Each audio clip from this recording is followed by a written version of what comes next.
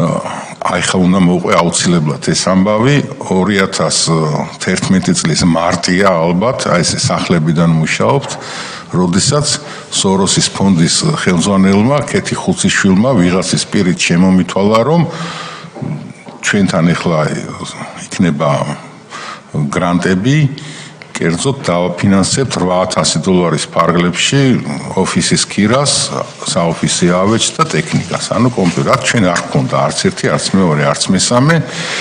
გამიკვირდა რომ სოროსის ფონდის მხრიდან ესეთი შემონათვალი იყო, ძალიან გამიკვირდა, თუმცა ნუ რახანი იყო, აუდიტით დავწერეთ პროექტი და მიცეს სხვას, ვისაც საერთოდ არ ჭირდებოდა ეს ამბავი და შემდეგ დაურეკე ზვიად ქორიძეს, რომელიც იყო ბორდის წევრი და მე ვთხარი რა არის მეთქი ახლა ეს და მე რატომ ეუნებიო მედია პროექტების კოორდინატორი არისო ალეკო ელისაშვილი.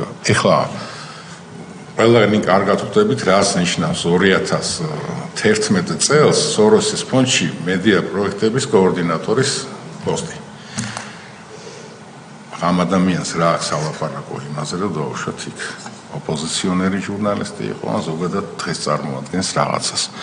მეორე ეგეთი შემთხვევა იყო, ალბათ მნიშვნელოვანი დეტალია ეს პირველში ახალგაზრდება მინდა იცოდნენ, იმიტომ რომ აქ რო დარბიან არასამთავრობო ორგანიზაციების ფულით და მოწოდებებით დარბიან ძირითადად, იყო რაღაც საგამოძიებო ჟურნალისტიკაზე იყო გრანტები $12,000 ფარგლებში და მე მაშინ წარვადგინე 16 გამოძიებას გავაკეთებდი $8,000, თუმცა გრანტი აიღო ერთ-ერთმა ცნობილმა არასამთავრობო ორგანიზაციამ, რომელმაც შეიტანა პროექტი 5 გამოძიება უნდა გაეკეთებინა $12,000 და გააკეთა მხოლოდ ერთი საბოლოოდ.